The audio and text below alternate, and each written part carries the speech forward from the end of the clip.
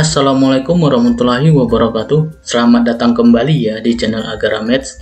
Pada kesempatan kali ini kita akan membahas soal-soal UPPPG atau retaker atau pretest PPG bidang matematika. Bagi Bapak Ibu yang belum subscribe, silahkan di subscribe dulu, tekan tombol loncengnya agar dapat notifikasi video terbaru dari kami. Soal nomor 1, suku ketiga dan suku ketujuh suatu deret geometri berturut-turut 16 dan 256. Jumlah 7 suku pertama deret tersebut adalah. Baik, kita bahas. Nah, ini deret geometri kita gunakan teknik perbandingan ya. Ya, U7 dibanding U3. Di sini U7 dan U3 diketahui ya. U7-nya 256 per 16 ya. U7 ya AR pangkat 6 ya per U3 AR pangkat 2 ya, sama dengan 16. Ini A-nya habis ya. Ini 6 kurang 2, R-nya jadi 4 ya, sama dengan 16 2 pangkat 4. Dari sini karena pangkatnya udah sama, jadi R-nya juga sama dengan harus 2 ya. Nah, R-nya sama dengan 2. Untuk mencari nilai A-nya kita pakai U3 misalnya ya, sama dengan 16. U7 juga boleh dipakai ya. U3 ya sama dengan 16, AR pangkat 2 sama dengan 16, A dikali R nya tadi 2 ya, 2 pangkat 2 sama dengan 16, ini 4 ya, 4, jadi A nya 16 dibagi 4, 4, A nya 4. Yang ditanya adalah jumlah 7 suku pertama itu, atau artinya S7 ya, S7. Sn sama dengan A dikali R pangkat N kurang 1 per R kurang 1. Ini kita gunakan ya, jumlah N suku pertama.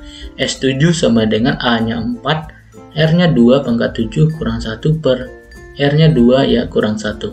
4 dikali 2 pangkat 7, 128 ya, 128 dikurang 1, 127. Yang di bawah 2 kurang 1, 1 ya. Jadi kalau per 1 ya sama aja ya. 4 dikali 127 ya 508, dibagi 1 ya tetap 508 ya. Jadi jawabannya di sini A ya. Kita lanjut nomor 2. Soal nomor 2 ya. Pram punya hobi baru yaitu bersepeda. Pada hari Minggu, Pram bersepeda dari kota Yogyakarta ke Solo yang berjarak antara 70 sampai 80 km dengan kecepatan rata-rata 20 km per jam dan berangkat pukul 7.00 ya. 1 jam kemudian, Muna menyusul Pram dengan naik sepeda motor dengan kecepatan 30 km per jam. Dengan asumsi kecepatannya stabil, Muna akan menyusul Pram pada kilometer dan pukul berapa gitu ya. Baik, kita bahas ya, ini menyusul ya. Nah, kalau menyusul berarti yang sama itu adalah jaraknya ya, karena disusul gitu. Berarti mereka ketemunya di satu titik gitu ya. Dari titik awal ke titik ketemunya, berarti yang harus sama adalah jaraknya ya. Jadi jarak Pram harus sama dengan jarak Muna. S Pram sama dengan S Muna gitu ya. Nah, S itu kita tahu bahwa kecepatan dikali waktu ya. Sehingga di sini kecepatan Pram dikali waktunya Pram sama dengan ya S Muna ya kecepatan Muna dikali waktunya Muna, atau V Muna kali T Muna ya. Nah, kecepatan Pram 20, kecepatan waktunya Pram itu kita nggak tahu berapa ya. Kemudian sama dengan 30, ini kecepatan Muna dikali waktu Muna itu dengan waktu Pram selisihnya 1. Nah, sehingga waktu Muna itu waktu Pram dikurangi 1. Tadi 1 jam kemudian ya. 1 jam kemudian ini. Ya, Muna menyusul. Jadi waktu Pram dikurangi 1 gitu. Ini kita selesaikan, ini 20 T Pram sama dengan ini 30 kali T Pram kurang 30 kali 1 30. Ya, 30 dikurang 20 10 T Pram ya. Ini pindah ruas 30. Jadi T Pram sama dengan 3 ya, 3. Jadi waktu Muna menyusul Pram yaitu 3 jam kemudian ya. Nah, artinya pukul 7 ditambah 3 jam ya pukul 10 ya. Nah, sedangkan untuk jaraknya ketika Muna menyusul Pram ya langsung aja kita kalikan 20 km per jam ya, ini dari Pram ya, 20 km per jam dari Pram ini dikali dengan 3 jam ya, 60 km ya. Kalau kita ambil dari sudut pandangnya Muna ya, bisa kita gunakan 30 km per jam. Nah, Kalau waktunya Pram itu tersusul 3 jam kemudian, nah sedangkan di sini 1 jam kemudian Muna menyusul, berarti artinya waktu Muna menyusul itu dari mengendarai sepeda motornya berarti 2 jam ya, 2 jam. Nah di sini 30 kali 2 ya 60 km. Ini kalau dari sudut pandangnya dari Muna ya, dengan menggunakan kecepatan Muna. Kalau ini menggunakan kecepatan Pram ya. Nah baik, itu tadi ya jawabannya pukul 10 ketika jaraknya 60 km ya. Jawabannya D ya. Kita lanjut nomor 3. Soal nomor 3 ya. Bayangan titik A2 negatif 4 yang dicerminkan terhadap garis Y sama dengan negatif X dan dilanjutkan dengan transformasi oleh matriks M 2013 adalah. Baik, kita bahas. Nah, kita cari dulu matriks transformasinya ya. Nah, atau MT kita sebut. Nah, matriks pertamanya Y sama dengan X, kemudian matriks keduanya 2013 yang ini ya. Nah, di sini kita bisa buat matriks transformasinya 2013 dikali dengan 0, negatif 1, negatif 1, 0. Ini matriks transformasi terhadap Y sama dengan negatif X ya.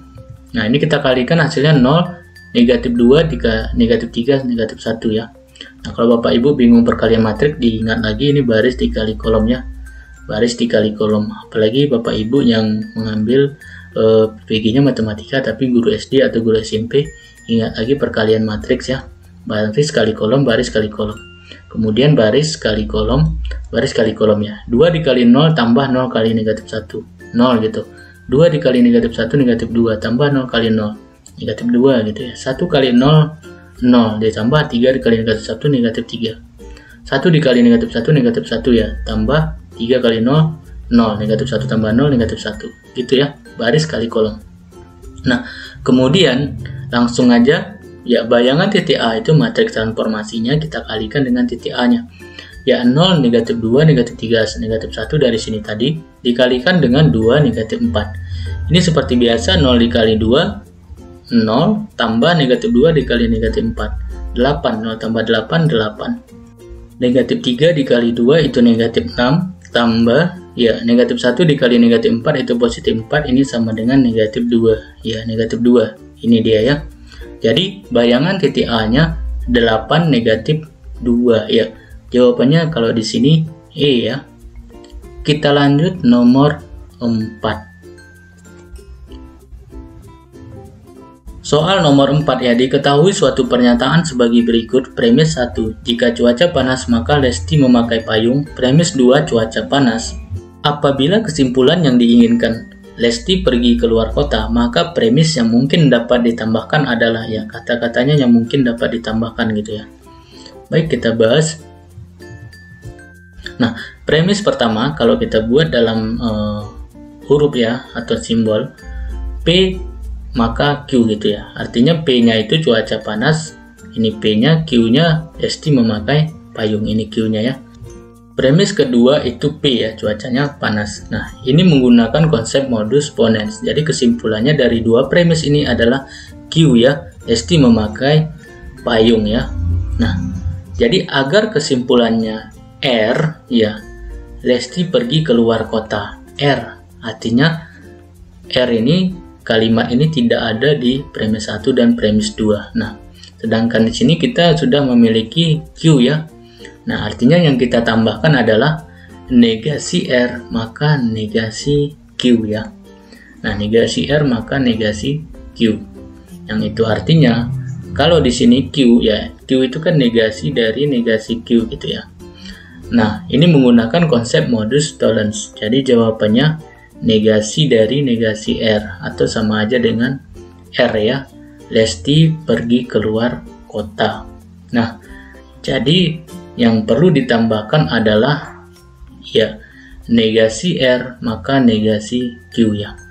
Jawabannya di sini jika Lesti tidak pergi keluar kota maka negasi Q. Q tadi Lesti memakai payung, berarti Lesti tidak memakai payung.